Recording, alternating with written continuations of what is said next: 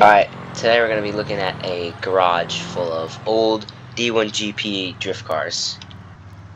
Here's the house. So he's got a 2-car garage, he's got a little driveway, and he told us to park in the driveway. We took the 84 HD truck out today. You know, it's got the big hitch, but we didn't bring a trailer, and it is on Silverado stocks because I couldn't find the big wheels. And here's where the gate is. The 2 gates that open. This is what they're for. I love this part, like this little raid shelter. Pretty cool, but these are the cars right here. So we have 4 old D1GP cars. I guess we'll go one by one. Actually, we'll go oldest to newest. So the oldest one is this one up here. This one is from 2003. This is MCR factory car on some raised wheels. A GP Sports front bumper with the tow hook and the air ducts. This is a pretty hardcore car. It's got a lip, it's got a splitter, it's got side skirts.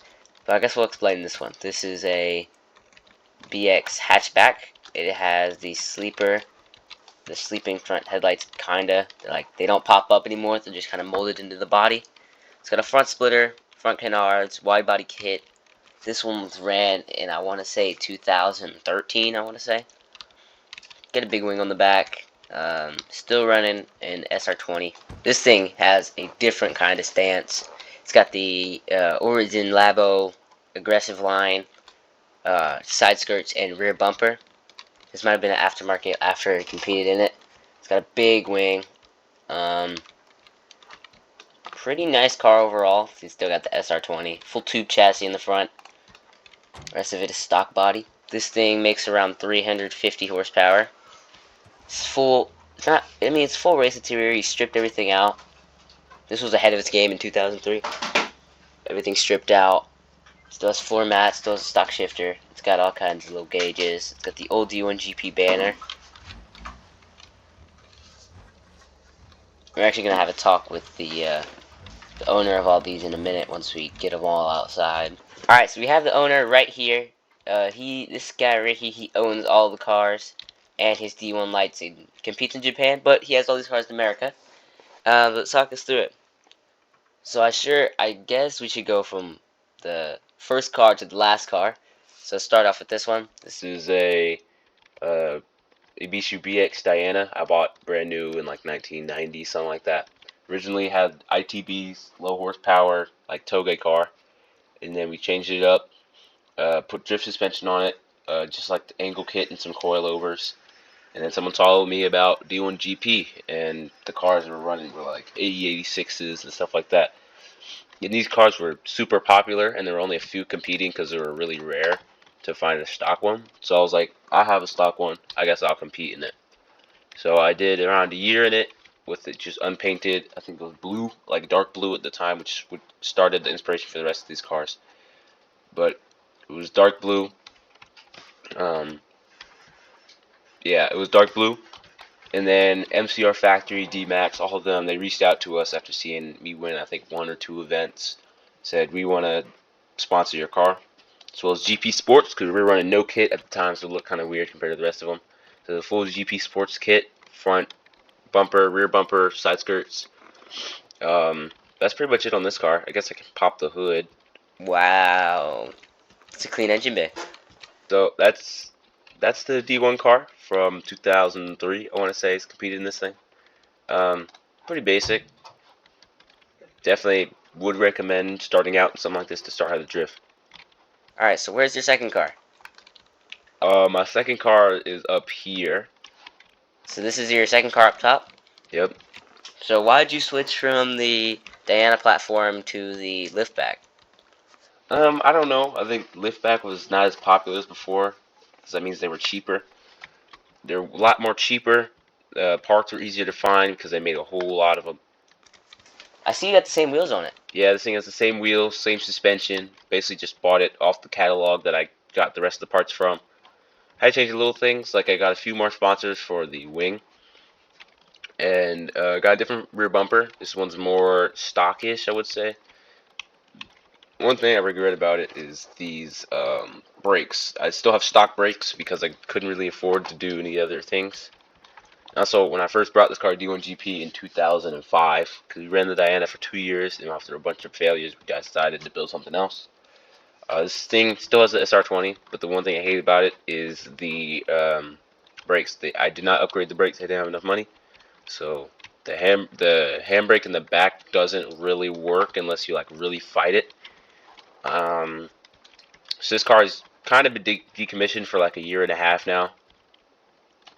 This one has a different steering wheel than the other one. Yeah, the other stereo kept getting crusty and stuff. I didn't really like it. Got the same shift knob though. Just bought an upgraded version of it.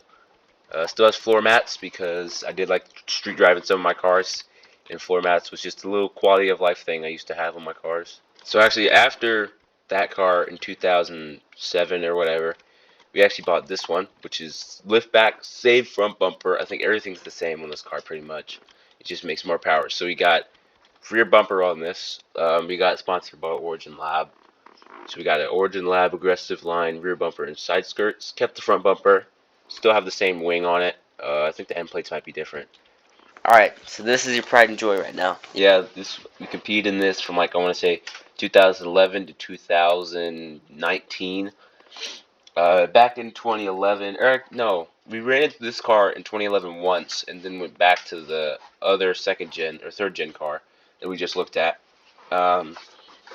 But it had a stock SR20. It's up until like 2013, which is when we decommissioned that car. I was like, we need a better D1 car because it couldn't keep up with the 400 horsepower. So we found an R35 GTR, and we like a crashed one, stole the motor out of it, stole the trans, or no, we didn't steal the trans. This one's a sequential. And we slowly built it up. So before it didn't have a wide body, it had different bumpers. It basically looked the same as the rest of my cars. And slowly I started changing it up until I got here. Changed the paint color because I was tired of the same blue. So this one's more of a turquoise, I want to say.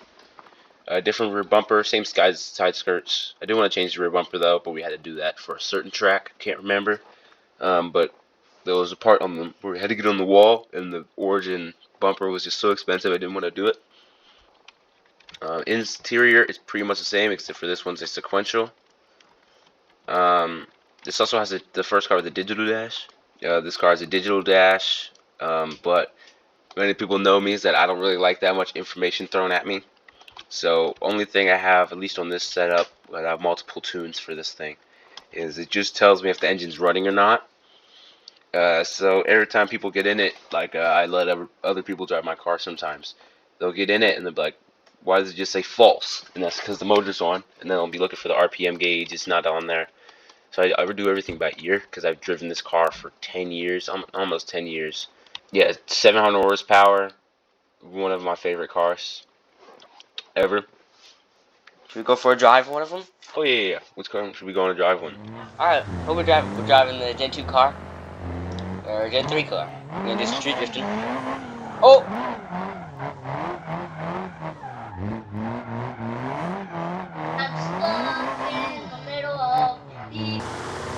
This thing's still street legal, registered in California, which is where I live. Pretty sick car. It's a smart English car. Third gear.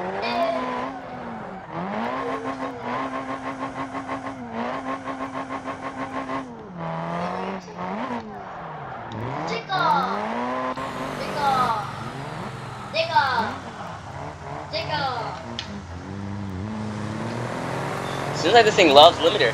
Yeah, this thing absolutely loves the limiter on this motor we built. We built this motor specifically for limiter work. So yeah, I said 4 makes 500 something horsepower.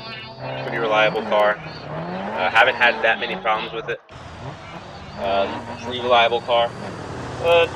Still kind of not useful because emissions in this thing are not good. So this motor was built to handle like a whole bunch of limiter.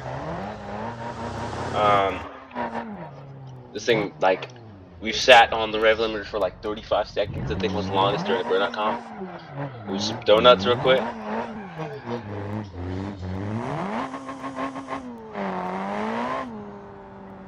This thing sounds good.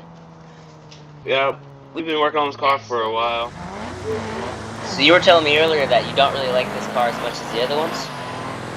Yeah, I don't really like it that much. It makes a lot of power. It's very loud.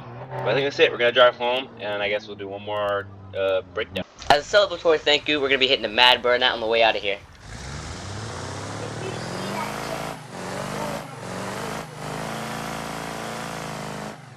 danger, reacting, look down. And there we go.